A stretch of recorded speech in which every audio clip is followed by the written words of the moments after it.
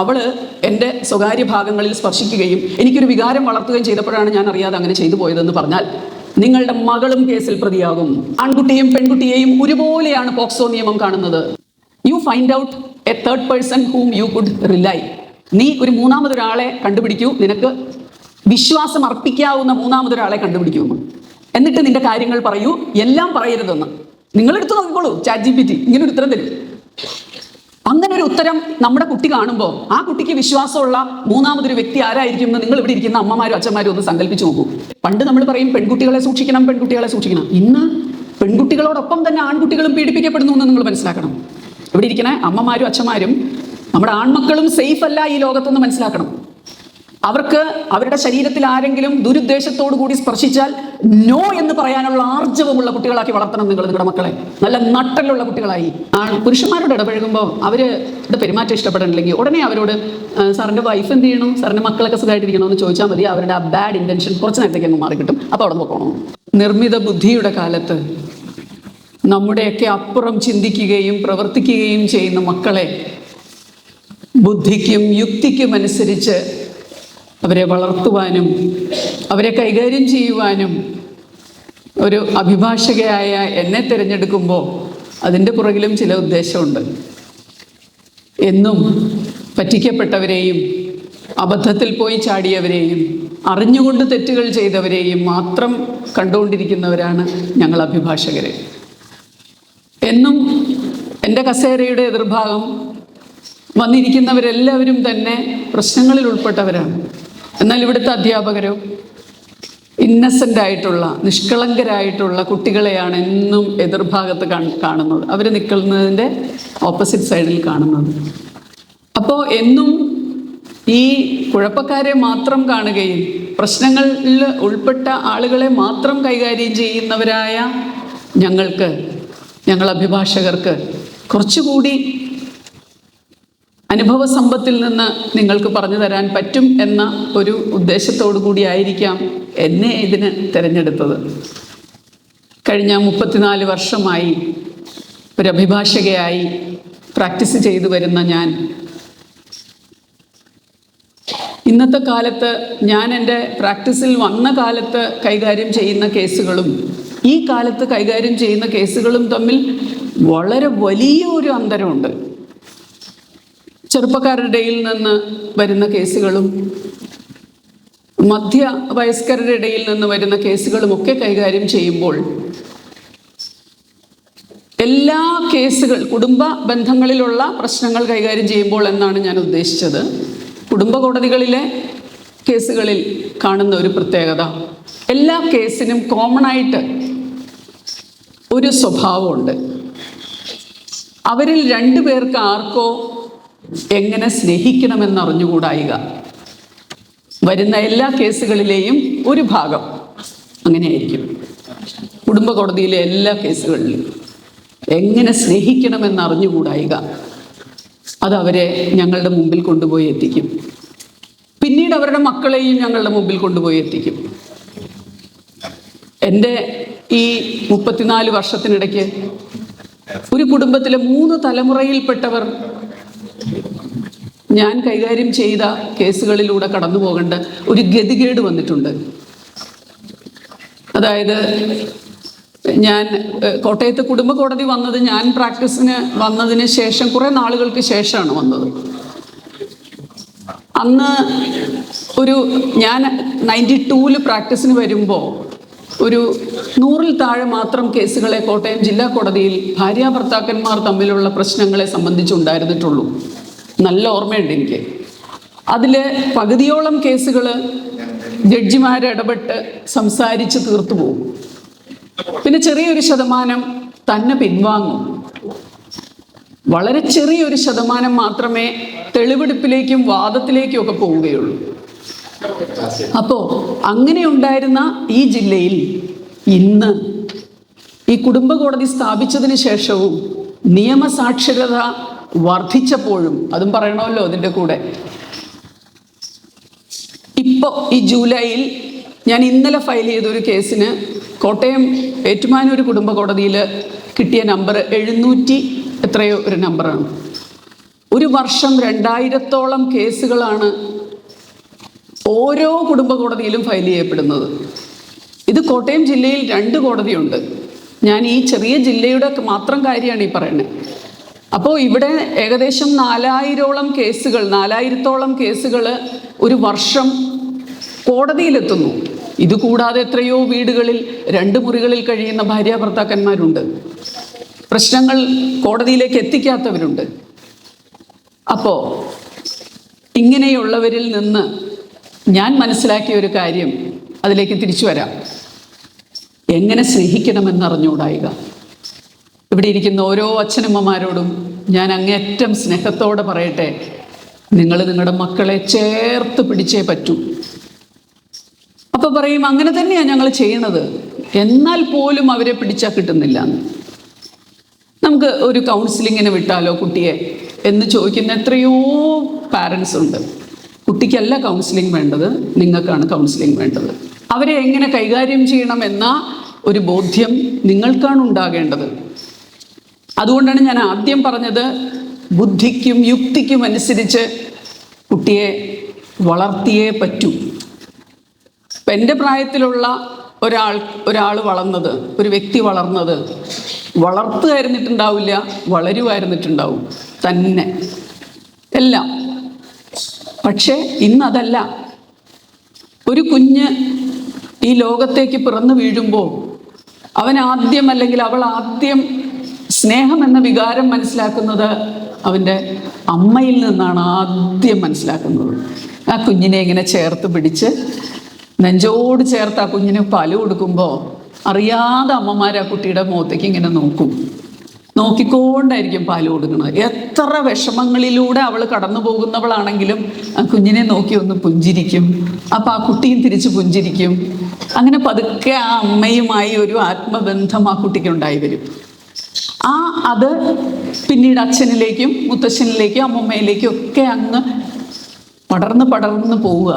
അപ്പോൾ ആദ്യം ഒരു കുഞ്ഞിന് ഈ ലോകത്ത് പിറന്നു വീഴുമ്പോൾ അവൻ അനുഭവിക്കുന്ന ഒരു വികാരം സ്നേഹമാണ്. ഏതോ ഒരു സന്ദർഭത്തിൽ എവിടെയോ വെച്ച് അതങ്ങ് കൈവിട്ടു പോകും അവന് അല്ലെങ്കിൽ അവൾക്ക്. അത് ജോലിഭാരം കൊണ്ടായിരിക്കാം, വീട്ടിലെ പ്രശ്നങ്ങൾ കൊണ്ടായിരിക്കാം, ഒരു സ്നേഹപൂർവമായ ഒരു സ്പർശമേൽക്കാതെ പോകുന്ന കുഞ്ഞുങ്ങൾ ധാരാളം ഇന്നിവിടെ വന്നവരുടെ കൂട്ടത്തിലുണ്ട്. ഇതിലെത്ര പേര്, ഇവിടെ ഇരിക്കുന്നവരിൽ എത്ര പേര് നിങ്ങളുടെ കുട്ടികൾക്ക് സ്നേഹപൂർവ്വം ഒരു ഉമ്മ ഇടയ്ക്കെങ്കിലും കൊടുക്കാത്തവർ ആരെങ്കിലും ഉണ്ട്? കൊടുക്കാത്തവർ എന്ന് പറയണ്ട, എത്ര പേര് സ്നേഹപൂർവ്വം ഒരു ഉമ്മ കൊടുക്കാറുണ്ട്? ഒന്ന് കൈവക്കാമോ? Very good. എങ്കിലും കുറച്ച് പേരെങ്കിലും ആ കൂട്ടത്തിൽ അങ്ങനെ ചെയ്യാത്തവരുണ്ട്. ഞാൻ നിങ്ങളോട് പറയുന്നു, സ്നേഹപൂർവ്വം അവൻ്റെയോ അവളുടെയോ നെറ്റിയിൽ ഒരു ഉമ്മ കൊടുക്കാൻ ഒരമ്മയ്ക്കും ഒരച്ഛനും സാധിക്കണം. അതിനി നമ്മൾക്ക് 90 വയസ്സായാലും 90 ഇയർ ഓൾഡ് ആയാലും നമ്മുടെ മക്കളെ നമ്മളൊന്ന് താത്തിപ്പിടിച്ച് അവൻ്റെ നെറ്റിയിൽ ഒരു ഉമ്മ കൊടുക്കുമ്പോൾ അവനുണ്ടാകുന്ന അല്ലെങ്കിൽ അവൾക്കുണ്ടാകുന്ന ഒരു ആത്മധൈര്യം വളരെ വലുതാണെന്ന് ഇവിടെ ഇരിക്കുന്നവർ മനസ്സിലാക്കുക. അവൾക്കുണ്ടാകുന്ന ഒരു സെക്യൂർ ഫീലിംഗ്, എനിക്കൊരു പ്രശ്നം വന്ന എൻ്റെ അമ്മയുണ്ട്, എനിക്കൊരു പ്രശ്നം വന്ന എൻ്റെ അച്ഛനുണ്ട്, എൻ്റെ ഈ പ്രശ്നമൊന്നും വലിയ കാര്യമല്ല, അത് അവർ ഡീൽ ചെയ്ത് തരും എന്ന ഒരു തോന്നൽ നിങ്ങൾ ബോധപൂർവം ജനിപ്പിച്ചെടുക്കണം കുട്ടികളിൽ. ഞാൻ സ്ട്രെസ് ചെയ്ത് പറയുന്ന വാക്ക് ബോധപൂർവം. കുട്ടികൾക്കത് മനസ്സിലാവത്തക്ക രീതിയിൽ ഒരു പെരുമാറ്റം നിങ്ങളുടെ ഭാഗത്തു നിന്നുണ്ടാവണം.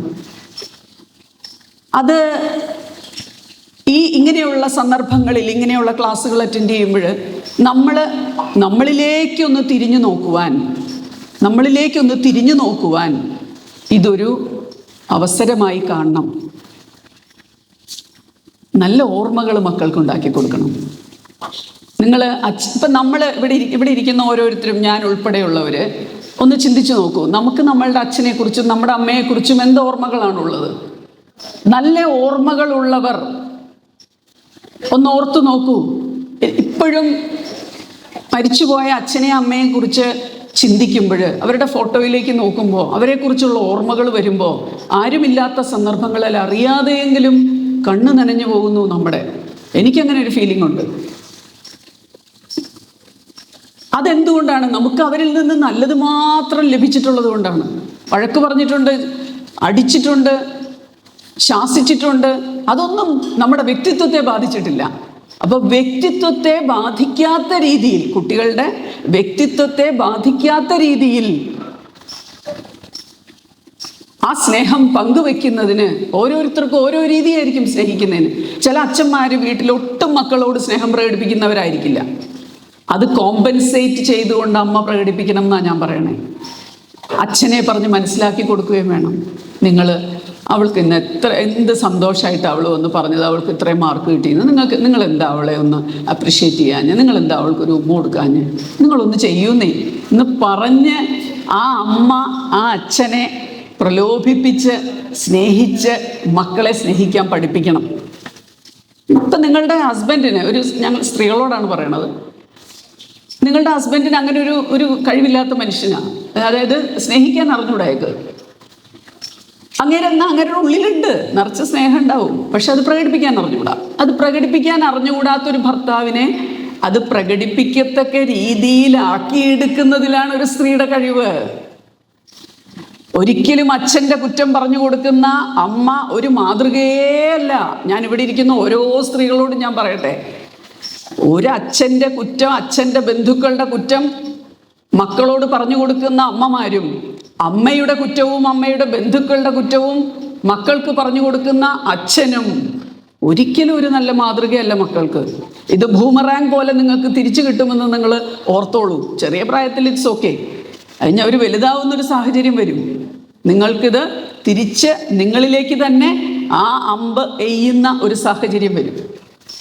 അതുകൊണ്ട് മക്കൾക്കൊരിക്കലും നമ്മുടെ പങ്കാളിയുടെ ഇതൊക്കെ കുട്ടികൾ കണ്ട് മനസ്സിലാക്കുന്നുണ്ട്. നമ്മളിതൊന്നും പറഞ്ഞു കൊടുക്കണ്ട, ഇതൊക്കെ കുട്ടികൾ കണ്ട് മനസ്സിലാക്കുന്നുണ്ട്.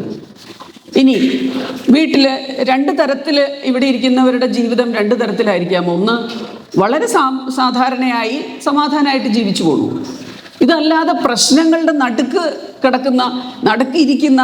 നടക്കുന്ന ആളുകളുണ്ടാവാം. അപ്പോൾ ഈ ആർട്ടിഫിഷ്യൽ ഇൻ്റലിജൻസിൻ്റെ ഈ കാലത്ത് ChatGPT-യോട് കുട്ടികൾ സൗഹൃദം പുലർത്തുന്നു. അതിനെക്കുറിച്ച് എത്ര പേർക്ക് ഇവിടെ അറിയാം? ChatGPT എന്ന് പറയുന്ന ഒരു ആർട്ടിഫിഷ്യൽ ഇൻ്റലിജൻസ് നമ്മുടെ ഈ മൊബൈലിൽ അത് നമ്മുടെ മൊബൈലിലൂടെ കൈകാര്യം ചെയ്യാം. ഇതൊക്കെ കുട്ടികൾക്കറിയാം. അപ്പോൾ അവർക്കൊരു പ്രശ്നം വന്നാൽ അവർ ChatGPT-യോട് പറയുക, ഇങ്ങനെ ആരുമില്ല പറയാൻ. അമ്മയ്ക്ക് നേരെയില്ല, അമ്മയ്ക്ക് എപ്പോഴും ദേഷ്യ, അമ്മയ്ക്ക് എപ്പോഴും വഴക്കുണ്ടാക്കാനേ നേരമുള്ളൂ. അല്ലെങ്കിൽ അമ്മയ്ക്ക് ജോലിക്ക് പോകണം, രാത്രി തിരിച്ചു വരും, പിന്നെ അമ്മ അടുക്കളയില്ല, അമ്മയ്ക്ക് ഇതിനൊന്നും നേരെയില്ല. പിന്നെ ആ കുട്ടി ആരോട് പറയും? അപ്പം ChatGPT-യോട് പറയും. ഇപ്പം ഞാനും കേട്ടിട്ടുണ്ടെന്നല്ലാതെ എനിക്കിത് അറിയില്ലായിരുന്നു, ഇതെങ്ങനെയാണ് ഇത് കൈകാര്യം ചെയ്യണമെന്ന്. ഇപ്പം എൻ്റെ സണ്ണിലോ, എൻ്റെ മകളുടെ ഭർത്താവ് ഒരു IT ഫീൽഡിൽ വർക്ക് ചെയ്യുന്ന ആളാണ്. അപ്പം ഞാനിങ്ങനെ ചോദിച്ചു, മോനെ ഇങ്ങനെ പറയണതൊക്കെ ഉണ്ടല്ലോ, ഇതെങ്ങനെയാണ് ഇത് കൈകാര്യം ചെയ്യണേ, ഈ കുട്ടികൾ എങ്ങനെയാണ് ഇത് ചെയ്യണേ? അപ്പം എന്നോട് മോൻ പറഞ്ഞു, അമ്മയ്ക്ക് എന്താ അറിയണ്ടേ, ഞാൻ ChatGPT എടുത്തു തരാം, അമ്മ ചോദിച്ചു നോക്കൂ അമ്മയ്ക്ക് എന്താ അറിയേണ്ടതെന്ന്. അപ്പം ഞാൻ ഈ ChatGPT-യോട് ചോദിച്ചു, എൻ്റെ അച്ഛൻ ഭയങ്കര മദ്യപാനിയാണ്, വൈകുന്നേരം വീട്ടിലേക്ക് വന്നാൽ പിന്നെ അമ്മയും അച്ഛനും തമ്മിൽ ഭയങ്കര വഴക്കാണ്, ഒരിക്കലും വീട്ടിൽ സ്വസ്ഥതയില്ല. അച്ഛൻ you find out A third person whom you could rely. നീ ഒരു മൂന്നാമതൊരാളെ കണ്ടുപിടിക്കൂ, നിനക്ക് വിശ്വാസം അർപ്പിക്കാവുന്ന മൂന്നാമതൊരാളെ കണ്ടുപിടിക്കുമെന്ന്. എന്നിട്ട് നിന്റെ കാര്യങ്ങൾ പറയൂ, എല്ലാം പറയരുതെന്ന്. നിങ്ങളെടുത്ത് നോക്കിക്കോളൂ, ChatGPT ഇങ്ങനെ ഒരു ഉത്തരം തരും. അങ്ങനെ ഒരു ഉത്തരം നമ്മുടെ കുട്ടി കാണുമ്പോൾ ആ കുട്ടിക്ക് വിശ്വാസമുള്ള മൂന്നാമതൊരു വ്യക്തി ആരായിരിക്കും എന്ന് നിങ്ങൾ ഇവിടെ ഇരിക്കുന്ന അമ്മമാരും അച്ഛന്മാരും ഒന്ന് സങ്കല്പിച്ചു നോക്കൂ. പിയർ ഗ്രൂപ്പിലുള്ള, അവളുടെ ഒപ്പമുള്ള അല്ലെങ്കിൽ അവൻ്റെ ഒപ്പമുള്ള ഒരു കുട്ടിയോടെ അവന് വിശ്വാസം ഉണ്ടാവുള്ളൂ, അവന് സ്നേഹം ഉണ്ടാവുള്ളൂ, അല്ലെങ്കിൽ അവൾക്ക് സ്നേഹം ഉണ്ടാവുള്ളൂ. അപ്പോൾ ക്ലാസ്സിൽ പഠിക്കുന്ന ഏതെങ്കിലും ഒരു പെൺകുട്ടിയാണെങ്കിൽ അവൾ ക്ലാസ്സിൽ പഠിക്കുന്ന ഏതെങ്കിലും ഒരു ആൺകുട്ടിയോട് അവളുടെ സങ്കടം മുഴുവൻ പറയും, അടുത്തടുത്തിരുന്ന സങ്കടങ്ങൾ പറയും. കുറച്ചു നേരം കഴിയുമ്പോൾ അവർ തമ്മിൽ സ്പർശിക്കാൻ തുടങ്ങും. ആ സ്പർശം അവളിൽ വേണ്ടാത്ത വികാരം ഉണ്ടാക്കും. അത് നാളെ എവിടെ ചെന്നെത്തും? കുറച്ച് നാൾ കഴിയുമ്പോൾ ഇത് വീട്ടിൽ കണ്ടുപിടിച്ച് കഴിയുമ്പോൾ പല കേസുകളിലും സംഭവിക്കുന്നതാണ്. പെൺകുട്ടികൾ ഈ ആൺകുട്ടികളെ തള്ളി പറയും അവർക്ക് കുഴപ്പം വരാതിരിക്കാൻ. അതോടുകൂടി ആ ആൺകുട്ടി കേസിൽ പ്രതിയാവും, പോക്സോ കേസിൽ പ്രതിയാവും. അപ്പോൾ ഇതൊരു മിക്സ്ഡ് സ്കൂളല്ലേ, അല്ലേ? ആൺകുട്ടികളും പെൺകുട്ടികളും പഠിക്കുന്നില്ലേ? അപ്പോൾ ഇവിടെ ഇരിക്കുന്ന അച്ഛനമ്മമാര്, ആൺകുട്ടികളുടെ അച്ഛനമ്മമാര് പ്രത്യേകിച്ച് മക്കൾക്ക് പറഞ്ഞു കൊടുക്കേണ്ടത്, 18 വയസ്സിന് മുമ്പാണെങ്കിലും ഒരു ക്രിമിനൽ കുറ്റകൃത്യം ചെയ്താൽ അവൻ പിടിക്കപ്പെടും. 18 വയസ്സിൽ താഴെയുള്ള പെൺകുട്ടികളുടെ ശരീരത്തിൽ, മക്കൾക്ക് പറഞ്ഞു കൊടുക്കേണ്ടതാണ് ഞാൻ പറയുന്നത്, 18 വയസ്സിൽ താഴെയുള്ള പെൺകുട്ടികളുടെ ശരീരത്തിലെ സ്വകാര്യ ഭാഗങ്ങളിൽ സ്പർശിച്ചാൽ പോലും 5 വർഷം വരെ തടവും പിഴയും ഈടാക്കാവുന്നതാണ്. അപ്പോൾ എത്ര റിസ്കിയാണ് ആലോചിച്ച് നോക്കൂ. അവരുടെ പെൺകുട്ടികളുടെ സ്വകാര്യ ഭാഗങ്ങളിൽ സ്പർശിച്ചാൽ. അപ്പൊ ചോദിക്കും, അപ്പൊ എന്താ ആൺകുട്ടികൾ പാവം പിള്ളേര്? ഇനി ഇവിടെ ഇരിക്കുന്ന അച്ഛനമ്മമാരെ, പെൺകുട്ടികളുടെ അച്ഛനമ്മമാരോട് ഞാൻ പറഞ്ഞുതരാം. ഒരേ പ്രായത്തിലുള്ള 16 വയസ്സും 17 വയസ്സും അല്ലെങ്കിൽ 18 വയസ്സിൽ താഴെയുള്ള 2 കുട്ടികൾ തമ്മിൽ പ്രണയിക്കുകയും ആ പെൺകുട്ടിയെ ഈ ആൺകുട്ടി ഈ പറഞ്ഞതുപോലുള്ള ശാരീരിക ബന്ധത്തിൽ ഏർപ്പെടാനുള്ള ഒരു സാഹചര്യത്തിലേക്ക് പോവുകയും ചെയ്താൽ, നാളെ ആ ആൺകുട്ടി പറയുകയാണ്, അവള് എൻ്റെ സ്വകാര്യ ഭാഗങ്ങളിൽ സ്പർശിക്കുകയും എനിക്കൊരു വികാരം വളർത്തുകയും ചെയ്തപ്പോഴാണ് ഞാൻ അറിയാതെ അങ്ങനെ ചെയ്തു പോയതെന്ന് പറഞ്ഞാൽ, നിങ്ങളുടെ മകളും കേസിൽ പ്രതിയാകും. ആൺകുട്ടിയും പെൺകുട്ടിയെയും ഒരുപോലെയാണ് പോക്സോ നിയമം കാണുന്നത്. അപ്പോ ഒരു ആൺകുട്ടിയുടെ സ്വകാര്യ ഭാഗങ്ങളിൽ ഒരു പെൺകുട്ടി സ്പർശിക്കുകയും അത് മറ്റൊരു തരത്തിലേക്ക് പോവുകയും ചെയ്താൽ അവളും ശിക്ഷിക്കപ്പെടും. ഇപ്പോൾ പല കേസുകളിലും അങ്ങനെ പോലീസ് കേസെടുക്കുന്നുണ്ട്. ഇത് മക്കൾക്ക് ഒരു ബോധവൽക്കരണം പോലെ ഇന്നിവിടെ നിന്ന് മനസ്സിലാക്കി എന്നുള്ള തരത്തിൽ നിങ്ങൾ പറഞ്ഞു കൊടുക്കണം. അതിന് അച്ഛനമ്മമാർക്ക് വായനയുണ്ടാകണം, അറിവുണ്ടാകണം, പറഞ്ഞ് ഫലിപ്പിക്കാനുള്ളൊരു കഴിവും ഉണ്ടാവണം. നിങ്ങൾക്ക് നിങ്ങളുടെ മക്കളെ സ്വാധീനിക്കാനൊരു കഴിവുണ്ടാകണം. സ്നേഹപൂർവം, ശാസനാപൂർവം. ശിക്ഷണം കിട്ടാത്ത ഒരു മക്കളും, അച്ഛനമ്മമാരുടെ ശിക്ഷണത്തിൽ വളരാത്ത ഒരു മക്കളും നല്ലോണം വളരില്ല. അടിച്ചും ശപിച്ചുമല്ല മക്കളെ വളർത്തേണ്ടത്. ആ കാലമൊക്കെ പോയി. പണ്ടൊക്കെ അങ്ങനെയൊക്കെ പറഞ്ഞാലൊന്നും നമ്മളെ ഒന്നും യേശുല്ലായിരുന്നു. അതെന്തുകൊണ്ടാണെന്നറിയാമോ? നമ്മളെ അച്ഛൻ, എൻ്റെ പ്രായത്തിലുള്ള ഒരു വ്യക്തിയെ, എൻ്റെ ചെറിയ പ്രായത്തിൽ എന്നെ എൻ്റെ അച്ഛൻ തല്ലിയാലോ അമ്മ തല്ലിയാലോ എനിക്ക് ഓടിച്ചെല്ലാൻ എൻ്റെ അമ്മമ്മയുണ്ട്, എൻ്റെ മുത്തശ്ശനുണ്ട്, എൻ്റെ അപ്പുറത്തെ കുഞ്ഞമ്മയുണ്ട്, അമ്മായിയുണ്ട്, ചിറ്റമ്മയുണ്ട്. എല്ലാവരോടും പോയി ഇനി ഇവരാരും ഇല്ലെങ്കിൽ തൊട്ടപ്പുറത്തെ വീട്ടിൽ ആ ചേച്ചിയുണ്ട്. എല്ലാവരുമായിട്ടും വളരെ നല്ല ബന്ധമാണ്. ഒരു കൂട്ടുകുടുംബം പോലെയാണ് ആ നാട് മുഴുവനും. നമുക്കൊരു സങ്കടം വന്നാൽ ഓടിച്ചെല്ലാനും പറയാനും നമ്മളെ സമാധാനിപ്പിക്കാനും ധാരാളം പേരുണ്ട്. ഇന്നോ അണുകുടുംബങ്ങളിൽ അച്ഛനും അമ്മയും മക്കളും മാത്രം താമസിക്കുന്ന ഒരു വീട്ടിൽ കുട്ടികൾക്ക് സങ്കടം പറയാൻ ആരുമില്ല. അപ്പൊ നമുക്ക് പറയാൻ ആളുകൾ ഉള്ളവരും ബന്ധുബലമുള്ളവരും നമുക്ക് ഓടിച്ചെന്ന് ഒരു സങ്കടം പോലെ ഇതൊന്നും ആരെ യേശു പോലും ഇല്ലായിരുന്നു. തല്ലിയാലോ വഴക്ക് പറഞ്ഞാലോ പ്രാഗിയാലോ ഒന്നും ഇന്നതല്ല. മനുഷ്യബന്ധങ്ങൾ മറ്റൊരു തരത്തിലാണ്. നിങ്ങൾ കുഞ്ഞുങ്ങൾക്ക് പറഞ്ഞു മനസ്സിലാക്കി കൊടുക്കേണ്ട ഒരു കാര്യം, ഇപ്പൊ കുട്ടികൾക്ക് 14ഉം 15ഉം വയസ്സേ ആയിട്ടുള്ളൂ. നിങ്ങളുടെ എല്ലാവരുടെയും മക്കൾക്ക് 15-16 വയസ്സ് മാക്സിമം അത്രേ ആയിട്ടുള്ളൂ. അവരോട് പറയണം, ഈ ലോകത്ത് കുറഞ്ഞതൊരു 60 വർഷമെങ്കിലും നിങ്ങൾ ജീവിക്കേണ്ടതായിട്ടുണ്ട്.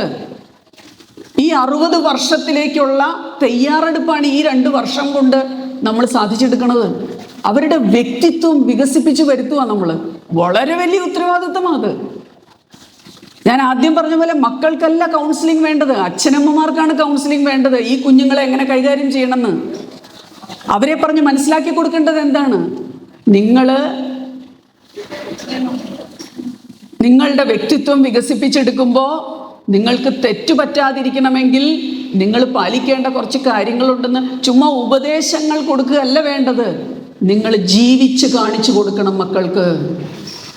നിങ്ങൾ ഭാര്യയും ഭർത്താവും തമ്മിൽ അതാ ഞാൻ പറഞ്ഞത്, സ്നേഹം പ്രകടിപ്പിക്കാൻ അറിഞ്ഞുകൂടാത്ത കാരണം ഞാൻ ആദ്യം പറഞ്ഞില്ലേ. ഭാര്യയും ഭർത്താവും തമ്മിൽ ഒരു നല്ല ബോണ്ടേജ് കണ്ട് പിള്ളേർ വളരുകയാണെങ്കിൽ ക്രിമിനൽസിൻ്റെ എണ്ണം കുറയും ഈ നാട്ടിൽ. എപ്പോഴും ശ്രദ്ധിച്ചോളൂ, ഞങ്ങൾ നിത്യേന കാണുന്നൊരു കാര്യമാണ്. ഞാനിനി ജയിലിൽ ഇടയ്ക്കൊരു വിസിറ്റിന് പോകും. ഈ നിയമസേവന അതോറിറ്റിയുടെ ഭാഗമായിട്ട് ജയിലിൽ വിസിറ്റിന് പോകുമ്പോൾ, പണ്ടൊക്കെ ജയിൽ വിസിറ്റ് നടത്തുമ്പോൾ അവിടെ കൂടുതലും ഒരു 40 വയസ്സിന് മുകളിലുള്ളവരായിരുന്നു. ഇന്നതല്ല, ഒരു 60% മുകളിൽ 30 വയസ്സിൽ താഴെയുള്ള പിള്ളേരാണ്. നല്ല തിളക്കമുള്ള കണ്ണുകളും നല്ല മിടുക്കരായ കുഞ്ഞുങ്ങളും. ഈ മോഷണ കേസിലും കഞ്ചാവ് കേസിലും കൊലക്കേസിലും എല്ലാം പ്രതികളായി ജയിലിൽ കഴിയുന്ന സീൻ വളരെ സങ്കടകരമാണ്, വളരെ സങ്കടകരം. മുഖത്തേക്ക് നോക്കില്ല ആ കുട്ടികൾ പലരും.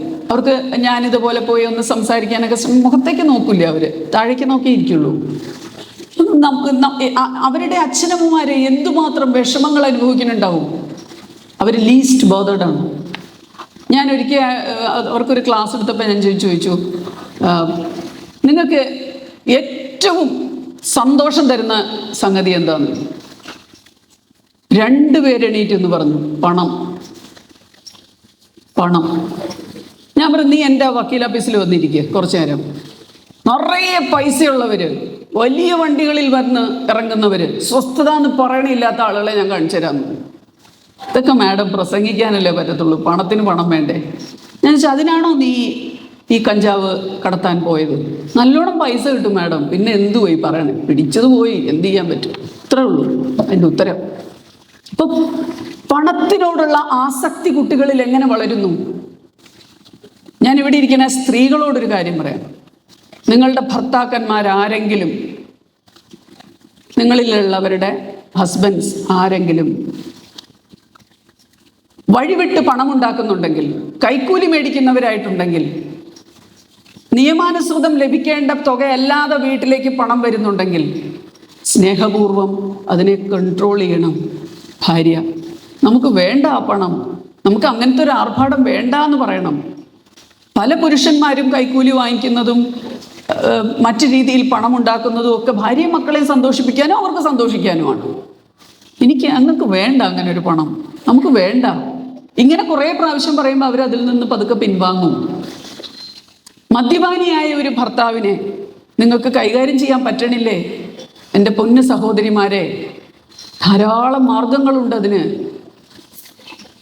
ആ മാർഗങ്ങൾ അവലംബിക്കാൻ നിങ്ങളെ കൊണ്ട് പറ്റുന്നില്ല എന്നുണ്ടെങ്കിൽ, സ്നേഹപൂർവ്വം പറഞ്ഞിട്ട് അയാൾ കേൾക്കുന്നില്ല എന്നുണ്ടെങ്കിൽ, അതിനൊക്കെ ഞാൻ എവിടെ പോകുമ്പോഴും ഇങ്ങനെയുള്ള ഓഡിയൻസിനോട് സംസാരിക്കുമ്പോൾ ഒക്കെ ഞാൻ പറയും, നിങ്ങൾ നിയമസേവന അതോറിറ്റിയുമായിട്ട് ബന്ധപ്പെടാൻ നിങ്ങളൊരു പരാതി എഴുതി കൊടുക്കൂ. ഇങ്ങനെ ഭർത്താവ് മദ്യപാനിയാണ്, ഭർത്താവ് ഞാൻ യാതൊരു തരത്തിലും വീട്ടിലൊരു സ്വസ്ഥത തരുന്നില്ല, ഇതിനെന്തെങ്കിലും ഒരു പോംവഴി കണ്ടെത്തി തരണം, അദ്ദേഹത്തെ വിളിച്ചു വരുത്തി എന്ന് പറഞ്ഞു കഴിയുമ്പോൾ ജഡ്ജിമാരുൾപ്പെട്ട പാനല് ഇയാൾക്ക് നോട്ടീസ് അയച്ചു കഴിഞ്ഞ് ഇയാൾ വരുമ്പോൾ അതിനു വേണ്ട സംവിധാനം ചെയ്തു തരും. അയാളെ ഡി അഡിക്ഷൻ സെൻ്ററുകളിലേക്ക് എത്തിക്കാനുള്ള സഹായം ചെയ്തു തരും. നിങ്ങളുടെ പ്രശ്നങ്ങൾക്ക് ഒരു പരിധിവരെ ഒരു അറുതി ഉണ്ടാക്കി തരാൻ എല്ലാവർക്കും അങ്ങനെ ഒരു റിലീഫ് കിട്ടിയില്ലെങ്കിലും ഒരു നല്ല ശതമാനം സ്ത്രീകൾക്കും അവിടെ വന്നാൽ ഒരു റിലീഫ് കിട്ടാറുണ്ട്.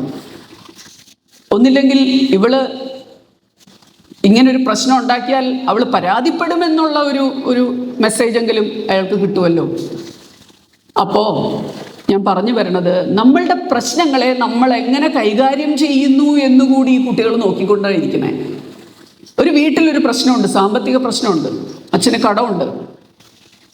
അമ്മ ആ ഒരു സിറ്റുവേഷനിൽ അച്ഛനെ എങ്ങനെയാണ് കൈകാര്യം ചെയ്യുന്നത്? അമ്മുമ്മയെ കൊണ്ട് വീട്ടിൽ വലിയ പ്രശ്നം. ആ അമ്മ അച്ഛനും ചേർന്ന് ആ അമ്മുമ്മയെ എങ്ങനെയാണ് കൈകാര്യം ചെയ്യുന്നത്? സ്നേഹമായിട്ടാണോ, അല്ലെങ്കിൽ അവരുമായി എന്നും ശണ്ടയാണോ? ഇതെല്ലാം കുട്ടികളുടെ പുറത്തുള്ള ആളുകളുമായിട്ടുള്ള ബന്ധത്തെ സ്വാധീനിക്കുമെന്ന് നിങ്ങൾ മനസ്സിലാക്കുക.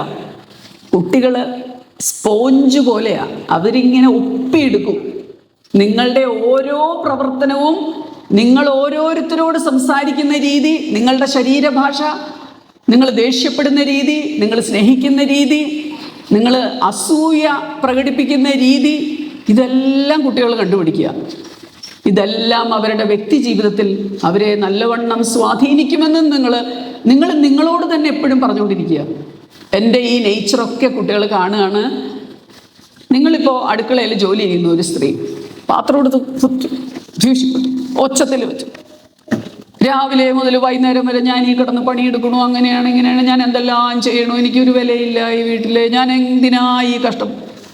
ഈ പരിദേവനം പറയുന്ന ആരെങ്കിലും ഈ കൂട്ടത്തിൽ സ്ത്രീകളിലുണ്ടെങ്കിൽ ഇന്നത് നിർത്തിക്കോണം.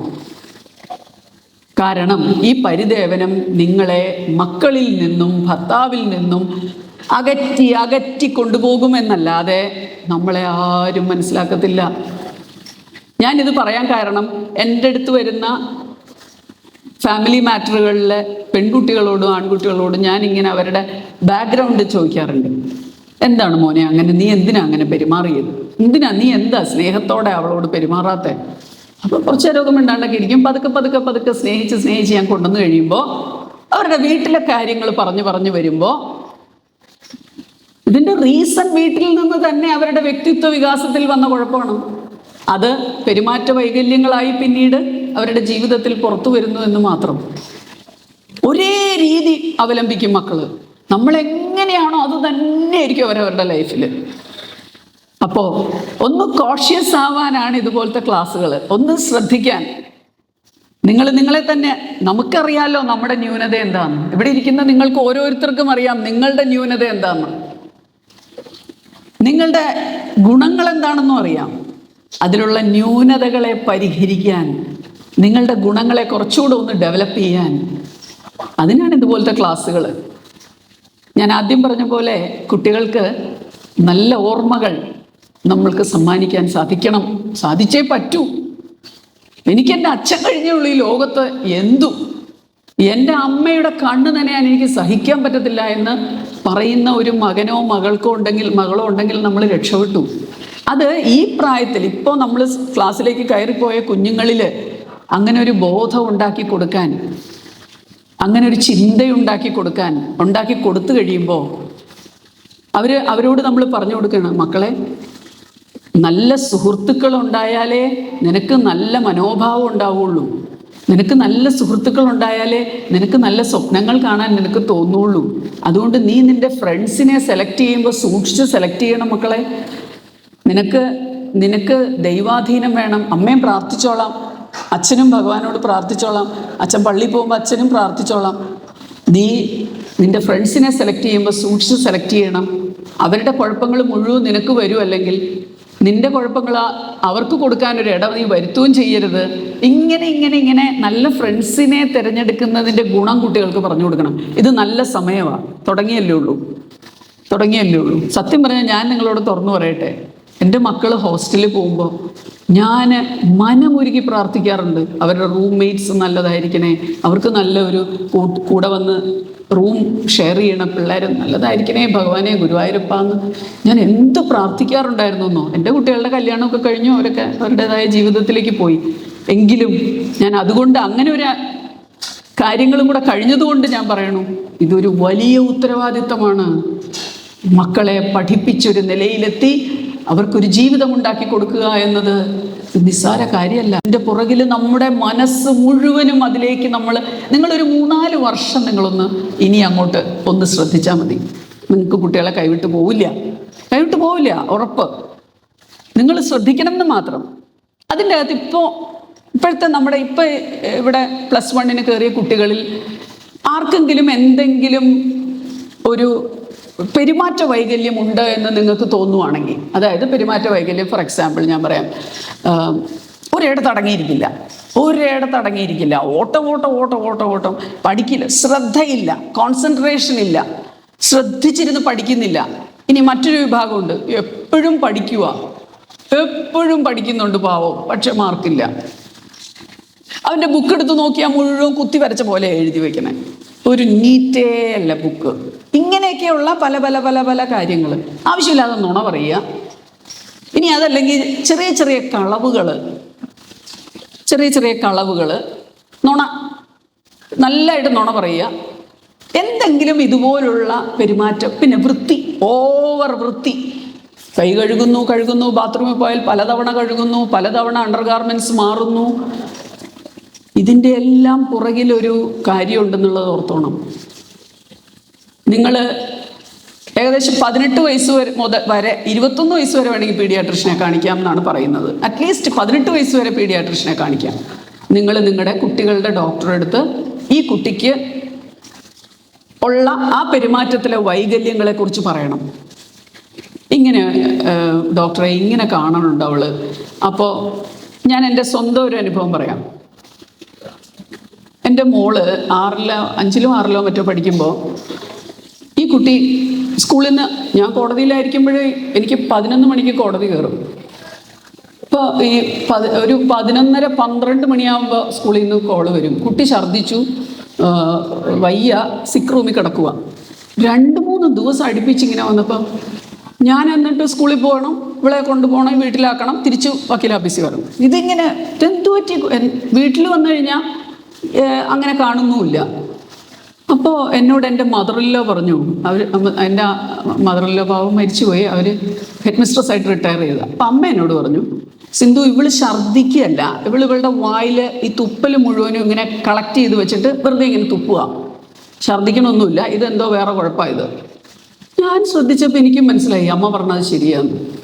ഞാൻ പീഡിയാട്രിഷ്യൻ്റെ അടുത്ത് ഫോൺ ചെയ്ത് പറഞ്ഞു, ഡോക്ടറെ ഇങ്ങനെ കാണിക്കണം, എന്താണാവോ ഈ കുട്ടി ഇങ്ങനെ, ഇതെന്താണാവോ, ഒന്നും കാണുന്നുമില്ല ഛർദ്ദി. അപ്പോൾ ഡോക്ടർ പറഞ്ഞു മോളെ കൊണ്ടുവരാൻ പറഞ്ഞു.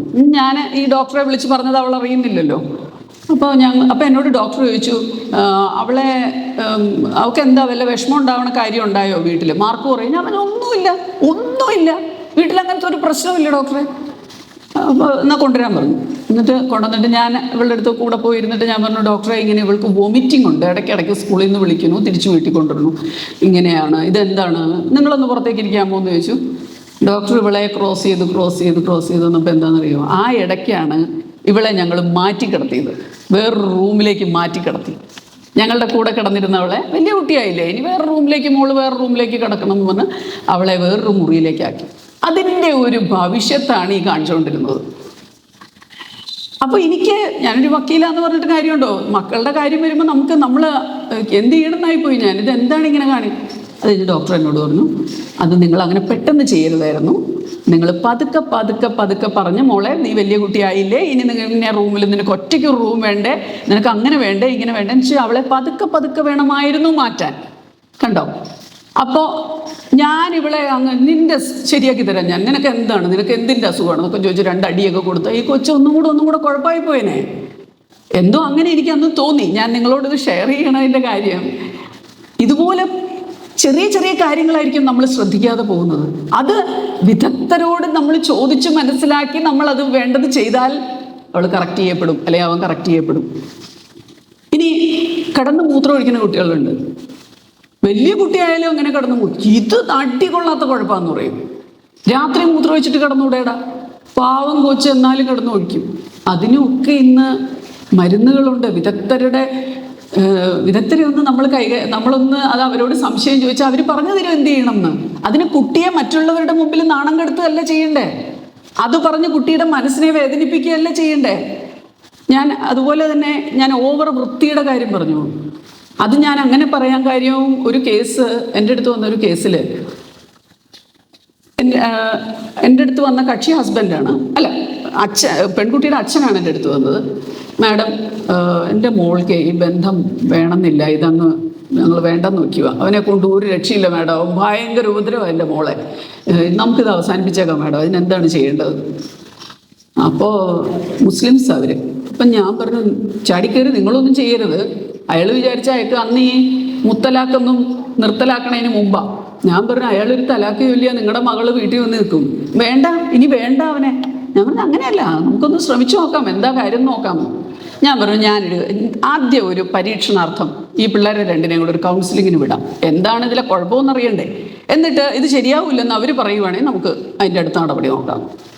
അപ്പോൾ ഇത് പറഞ്ഞപ്പോൾ ഇയാൾ ഞാൻ അയാളെ ഇങ്ങനെ ഇരുത്തി പറഞ്ഞു കൊടുത്തു അയാളുടെ ഭാര്യയും വന്നു. അങ്ങനെയാണ് അവർ എന്നാൽ ശരി എന്നുള്ള ലെവലിലേക്ക് എത്തി.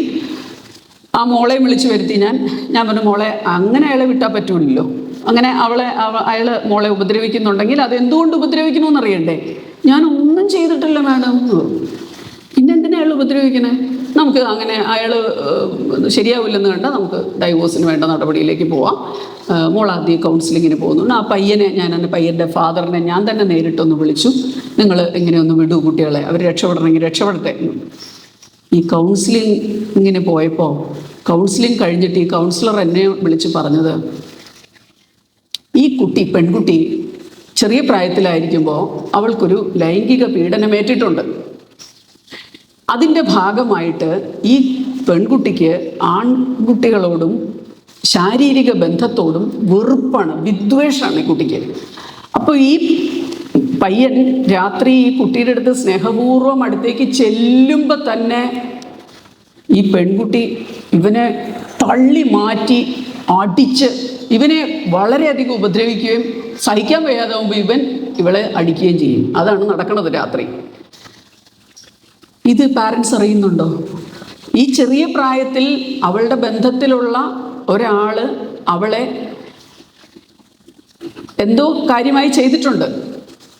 അത് ഉള്ളിൻ്റെ ഉള്ളിൽ കിടക്കുക. അത് അവൾക്ക് എങ്ങനെയായി മാറി? പുരുഷനോടും ശാരീരിക ബന്ധത്തോടും ഒരു വിദ്വേഷമായി മാറി. ഇത് അച്ഛനമ്മമാരറിയുന്നുണ്ടോ? അപ്പോൾ ഇതിൽ നിന്ന് നമ്മൾ മനസ്സിലാക്കേണ്ട ഒരു കാര്യം, നമ്മുടെ കുട്ടികൾക്ക് എന്തെങ്കിലും അങ്ങനെ ഒരു കാര്യം ജീവിതത്തിൽ സംഭവിച്ചിട്ടുണ്ടെങ്കിൽ, ചിലപ്പോൾ അവർ റേപ്പ് ചെയ്തപ്പെട്ടിട്ടുണ്ടെന്നല്ല അതുകൊണ്ട് ഉദ്ദേശിക്കുന്നത്. അവരെ ആരെങ്കിലും ഒരാളൊന്ന് കയറി പിടിച്ചാൽ മതി. ചെറിയ പ്രായത്തിൽ കൊച്ചിൻ്റെ ഉള്ളിൽ തോന്നും ഞാനൊരു ചീത്തക്കുട്ടിയായി, ഞാൻ ചീത്തയായി എന്നൊരു തോന്നൽ വരും. അപ്പോൾ ഇതുപോലുള്ള ചെറിയ ചെറിയ സംഭവങ്ങൾ ഒരു ആൺകുട്ടിയുടെ, പണ്ട് നമ്മൾ പറയും പെൺകുട്ടികളെ സൂക്ഷിക്കണം. ഇന്ന് പെൺകുട്ടികളോടൊപ്പം തന്നെ ആൺകുട്ടികളും പീഡിപ്പിക്കപ്പെടുന്നു എന്ന് നിങ്ങൾ മനസ്സിലാക്കണം. ഇവിടെ ഇരിക്കണ അമ്മമാരും അച്ഛന്മാരും നമ്മുടെ ആൺമക്കളും സേഫ് അല്ല ഈ ലോകത്തെന്ന് മനസ്സിലാക്കണം. അവർക്ക് അവരുടെ ശരീരത്തിൽ ആരെങ്കിലും ദുരുദ്ദേശത്തോടു കൂടി സ്പർശിച്ചാൽ നോ എന്ന് പറയാനുള്ള ആർജവമുള്ള കുട്ടികളാക്കി വളർത്തണം നിങ്ങളുടെ മക്കളെ. നല്ല നട്ടലുള്ള കുട്ടികളായി, നല്ല എഫക്റ്റീവ് ബാക്ക് ബോൺസ് ഉള്ള കുഞ്ഞുങ്ങളായി നിങ്ങളുടെ മക്കളെ നിങ്ങൾ വളർത്തണം. ഇതിലെത്ര പേര്, എൻ്റെ മുമ്പിലിരിക്കുന്ന അച്ഛനമ്മമാരിൽ എത്ര പേര് കുട്ടിക്ക് നല്ല സ്പർശവും ചീത്ത സ്പർശവും, അതായത് ഗുഡ് ടച്ചും ബാഡ് ടച്ചും തമ്മിലുള്ള വ്യത്യാസം എത്ര പേര് പറഞ്ഞു കൊടുത്തിട്ടുണ്ട്? നിങ്ങൾ പറഞ്ഞു കൊടുത്തിട്ടുണ്ട്? കണ്ടോ? വളരെ കുറച്ച് പേരേ ഉള്ളൂ.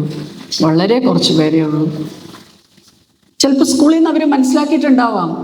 പക്ഷേ ദൈവത്തെ ഓർത്ത് നിങ്ങൾ ഈ 2-3 ദിവസത്തിനുള്ളിൽ തന്നെ, നിങ്ങൾ അമ്മമാരാണെങ്കിൽ ദോശ ചുട്ടുകൊണ്ടിരിക്കുന്നതിൻ്റെ ഇടയ്ക്ക്, ചപ്പാത്തി പരത്തുന്നതിൻ്റെ ഇടയ്ക്കൊക്കെ പിള്ളേർ നമ്മുടെ സൈഡിൽ വന്ന് ചൂട് ചപ്പാത്തിയൊക്കെ ഉണ്ടാക്കി കൊടുക്കുമ്പോൾ, അല്ലെങ്കിൽ ചൂട് ദോശയൊക്കെ ചുട്ടു കൊടുത്തുകൊണ്ടിരിക്കുന്നതിൻ്റെ ഇടയ്ക്ക് വേണം ഇതുപോലുള്ള കാര്യങ്ങൾ സ്നേഹപൂർവ്വം, അവർക്ക് ഒരു ഉപദേശമാണെന്ന് തോന്നാത്ത രീതിയിൽ അവരുടെ തലച്ചോറിലേക്ക് ഇട്ട് കൊടുക്കേണ്ടത്. മോളെ, ആരെങ്കിലും നിന്നെ കൂടെ പഠിക്കുന്ന ആൺകുട്ടികളോ കൂടെ പഠിക്കുന്ന പെൺകുട്ടികളോ നിൻ്റെ ശരീരത്തിൽ എവിടെയെങ്കിലും മറ്റുദ്ദേശത്തോടു കൂടിയൊക്കെ ഒന്ന് തൊട്ടാലുണ്ടല്ലോ, നിനക്കിപ്പോൾ വേറെ തരത്തിലുള്ള ഹോർമോൺസുകൾ ഉൽപ്പാദിപ്പിക്കേണ്ട പ്രായമായതുകൊണ്ട് നിനക്ക് വേണ്ടാത്ത വികാരങ്ങളൊക്കെ ഉണ്ടാവാൻ സാധ്യതയുണ്ട്. അതുകൊണ്ട് മക്കൾ അങ്ങനെയൊക്കെ വന്നാൽ അതൊരു ചീത്ത സ്പർശമാണ്, അതൊരു ബാഡ് ടച്ചാണ് എന്ന് മോളുടെ ഉള്ളിൽ നീ നിൻ്റെ തലച്ചോറിനെ പഠിപ്പിക്കണം. അല്ലെങ്കിൽ എന്താണെന്നറിയോ, അറിയാതെ തെറ്റിൽ പോയി വീഴും മക്കളെ. ഇങ്ങനെ സ്നേഹപൂർവ്വം പറഞ്ഞ് ആൺകുട്ടികൾക്ക് അച്ഛന്മാർ പറഞ്ഞു കൊടുത്താൽ ഭയങ്കര എഫക്റ്റാണ് കേട്ടോ, ഭയങ്കര എഫക്റ്റാണ്. ഇപ്പം ഞാൻ പറഞ്ഞു, ബസ്സിൽ പോണു, അടുത്തിരിക്കുന്ന ഒരു പുരുഷൻ അവൻ്റെ തൊടയിൽ കൈ വെച്ചു, എടുക്കടോ കൈ എന്നും പറഞ്ഞ് അയാളുമായിട്ട് വഴക്കുണ്ടാക്കാതെ ഒരു നോട്ടത്തിൽ നിർത്താൻ നിങ്ങളുടെ മക്കൾക്ക് സാധിക്കണം. ഒരു നോട്ടത്തിൽ നിർത്താൻ തന്നെ അയാളുടെ കൈ അവിടെ നിങ്ങളുടെ എടുക്കുക അയാൾ തിരിച്ച്. മക്കളോട് പറയണം, ഇപ്പം ട്യൂഷൻ പഠിക്കാൻ പോകണു, കൂടെ കൂട്ടുകാരിയും കൂടെ കൂട്ടിയാണ് ട്യൂഷൻ പഠിക്കാൻ പോകണമെന്ന് വിചാരിക്കുക. ആ കൂട്ടുകാരിയെ വിളിക്കാനായിട്ട് നമ്മുടെ മോള് അവളുടെ വീട്ടിൽ ചെല്ലുന്നു. അപ്പോൾ ആ കുട്ടിയുടെ അച്ഛൻ അകത്ത് നിന്ന് പറയുക, അവൾ കുളിക്കുക, മോള് കയറിയിരിക്കുക. നമുക്കറിയില്ല ആ കുട്ടി അവിടെ ഉണ്ടോയെന്ന്. ഇനി അയാൾ പറയുക, അവളിപ്പോൾ വരും, മോള് കയറിയിരിക്കുക. അപ്പം അവിടെ ആരുമില്ല, ഇയാൾ മാത്രമേ ഉള്ളൂ. ഈ കുട്ടി കയറിയിരിക്കണോ വേണ്ടേ? ഇതൊക്കെ നിങ്ങൾ നിങ്ങളുടെ മക്കളോട് ഇങ്ങനെ ചോദ്യം പോലെ ചോദിച്ച് അവളുടെ ഉത്തരം അവളിൽ നിന്ന് അല്ലെങ്കിൽ അവനിൽ നിന്ന് മനസ്സിലാക്കിയെടുക്കണം. അപ്പോൾ അവൾ പറയാം, അതിനെന്താ, അത് ദീപയുടെ അച്ഛനല്ലേ, അങ്ങോട്ട് കയറിയിരുന്ന എന്താ കുഴപ്പം? ദീപയുടെ അച്ഛനല്ല, ആരുടെ അച്ഛനാണെങ്കിലും മക്കൾ കയറിയിരിക്കരുത് മക്കളെ. അങ്ങനെ ഇരുന്ന എന്താ അമ്മ കുഴപ്പം എന്ന് ചോദിച്ചാൽ പറഞ്ഞു കൊടുക്കണം. ഇപ്പം നീ അങ്ങോട്ട് കയറിയിരുന്നു എന്ന് വിചാരിക്കും, അവിടെ ആരുമില്ല. അങ്ങേരോട് നിൻ്റെ അടുത്തേക്ക് വന്നിരുന്നു, നിന്നെ നല്ല സ്നേഹമായിട്ട് ഇങ്ങനെ കെട്ടിപ്പിടിച്ചു, അതിനെന്നാ കുഴപ്പം? അയാളുടെ കൈ എങ്ങോട്ട് പോകണമെന്ന് നീ ചിന്തിക്കണം. അയാളുടെ കൈ എങ്ങോട്ടേക്കാണ് നിന്നെ ഇങ്ങനെ പിടിക്കുമ്പോൾ പോകുന്നതെന്ന് നീ ശ്രദ്ധിക്കണം. എന്ന് പറയുമ്പോൾ അത് നിനക്ക് ഇഷ്ടമില്ലാത്ത രീതിയിലേക്ക് ആ സ്പർശം പോകുന്നുണ്ടെങ്കിൽ നീ എന്ത് ചെയ്യണം? അവിടെ നിന്ന് അയാളോട് വഴക്കുണ്ടാക്കാനോ കരയാനോ ഒന്നും നിൽക്കാതെ വളരെ ബുദ്ധിപൂർവം അങ്കിളെ ഒരു ഗ്ലാസ് വെള്ളം തരാവോ കുടിക്കാൻ എന്നോ എന്തെങ്കിലും അങ്ങനെ ഒന്ന് പറഞ്ഞ് അവിടെ നിന്ന് രക്ഷപ്പെടാൻ നോക്കണം പറയണം. കാരണം അവിടെ ആരുമില്ലാത്തൊരവസ്ഥയാണെങ്കിൽ ഈ കുട്ടി ആക്രമിക്കപ്പെടുന്ന ഒരു സാഹചര്യം ഉണ്ടാവരുത്. അപ്പോൾ ഇതൊക്കെ ഞാൻ ആലോചിക്കും. പണ്ട് എനിക്ക് എൻ്റെ അച്ഛൻ പറഞ്ഞു തന്നിട്ടുള്ള പുരുഷന്മാരോട് ഇടപഴകുമ്പോൾ അവരുടെ പെരുമാറ്റം ഇഷ്ടപ്പെടണില്ലെങ്കിൽ ഉടനെ അവരോട് സാറിൻ്റെ വൈഫ് എന്ത് ചെയ്യണം, സാറിൻ്റെ മക്കളൊക്കെ സുഖമായിട്ടിരിക്കണോ എന്ന് ചോദിച്ചാൽ മതി. അവരുടെ ആ ബാഡ് ഇൻറ്റൻഷൻ കുറച്ച് നേരത്തേക്ക് അങ്ങ് മാറിക്കിട്ടും. അപ്പോൾ അവിടെ നിന്ന് പോകണമെന്ന്. വളരെ പ്രാക്ടിക്കലായ ഒരു വിദ്യ അത്. ഒരാളുടെ സംസാരം വളരെ മോശത്തിലേക്ക് പോകണമെന്ന് കണ്ടാൽ ഉടനെ അയാളുടെ ഭാര്യയുടെയും മക്കളുടെ ഓർമ്മയൊക്കെ ഉണ്ടാക്കി കൊടുത്താൽ മതി. അപ്പം അയാൾ പതുക്കെ ഒന്ന് അടങ്ങും. ഇത് നമ്മളവിടെ നിന്ന് മാറണം. വഴക്കുണ്ടാക്കാൻ പോണേ എന്തിനാ? ഇതുപോലുള്ള ചെറിയ ചെറിയ ടെക്നിക്സ് നമ്മുടെ മക്കൾക്ക് പറഞ്ഞു കൊടുക്കണം. എൻ്റെ അച്ഛൻ എനിക്ക് പറഞ്ഞു തന്നിട്ടുള്ള ഞാൻ പറഞ്ഞു. ഇപ്പോൾ ട്രെയിനിലൊക്കെ ഒറ്റയ്ക്ക് യാത്ര ചെയ്യുമ്പോഴേ, പണ്ട് ട്രെയിനിലെ ആളുകളോട് ഞാൻ പൊതുവെ ഇത്തിരി സംസാര കൂടുതലുള്ള കുട്ടിയായിരുന്നു. അപ്പം എപ്പോഴും ഭയങ്കര ടോക്കറ്റീവാണ്. അപ്പം എല്ലാവരോടും വർത്താനം പറയും. അപ്പം അച്ഛനൊരു ഭയം തോന്നിയിട്ടുണ്ടാവുമായിരിക്കാം, അതുകൊണ്ടായിരിക്കാം അങ്ങനെ പറഞ്ഞു തന്നിട്ടുള്ളത്. അപ്പം ഞാൻ പറഞ്ഞു വന്നത്, ഇതുപോലുള്ള കാര്യങ്ങളിൽ വളരെ ബുദ്ധിപൂർവം നമ്മൾ ചിന്തിച്ച് കുട്ടിക്ക് പറഞ്ഞു കൊടുക്കണം. കുട്ടി അറിയണം നമ്മുടെ വായിന്ന് തന്നെ. കൂടെ പഠിക്കുന്ന ആൺകുട്ടികളുടെ കൂടെ ഒറ്റയ്ക്കിരുന്ന് സംസാരിച്ച് കുറച്ചു നേരം അടുത്തടുത്തിരിക്കുമ്പോൾ അവർക്കുണ്ടാകാൻ സാധ്യതയുള്ള വികാരങ്ങളെക്കുറിച്ച് നല്ല രീതിയിൽ മക്കൾക്ക് പറഞ്ഞു കൊടുക്കണം. അങ്ങനെ പോകുമ്പോൾ കുട്ടികൾ തെറ്റിലേക്ക് പോകുന്നു. ഞാൻ നേരത്തെ പറഞ്ഞ പോലെ കേസിൽ പ്രതിയാവാൻ ഒരു സാഹചര്യം ഉണ്ടാവരുതെന്നും മക്കൾക്ക് പറഞ്ഞു കൊടുക്കണം. പോക്സോ നിയമം എന്നൊരു നിയമമുണ്ട്, protection of children from sexual offences act. കുട്ടികളെ ലൈംഗിക അതിക്രമങ്ങളിൽ നിന്ന് രക്ഷിക്കുന്ന നിയമമാണ്. ആ നിയമത്തിൽ പ്രതികളായി വരാൻ സാധ്യത എല്ലാത്തിലും എനി മാൻ എന്നുപയോഗിക്കുന്നതിന് പകരം എനി പേഴ്സൺ എന്നാണ് ആ നിയമത്തിൽ ഉപയോഗിച്ചേക്കണേ. പേഴ്സൺ എന്ന് പറയുമ്പോൾ പുരുഷനായാലും സ്ത്രീ ആയാലും ഏതെങ്കിലും ഒരു വ്യക്തി എന്നാണ് പറയുന്നത്. വ്യക്തി ഒരു കുട്ടിയോട് മോശമായ രീതിയിൽ പെരുമാറിയാൽ, ലൈംഗിക ചുവയോടുകൂടി സംസാരിച്ചാൽ, ലൈംഗിക ചുവയോടുകൂടി സ്പർശിച്ചാൽ ഒരു വ്യക്തി, അപ്പോൾ അത് ആണോ ആവാം പെണ്ണും ആവാം. അതുകൊണ്ടാണ് 14 വയസ്സുകാരനെ പീഡിപ്പിച്ച 50 വയസ്സുകാരി പ്രതിയാകുന്ന കേസുകൾ വരുന്നത്. 14 വയസ്സുകാരനെ പീഡിപ്പിച്ച 50 വയസ്സുകാരിയും പ്രതിയായി ഈ നാട്ടിൽ കേസുകൾ വരാനുള്ള കാരണം ഇതാണ്. സ്ത്രീകളും കേസുകളിൽ പ്രതികളാകുന്നു.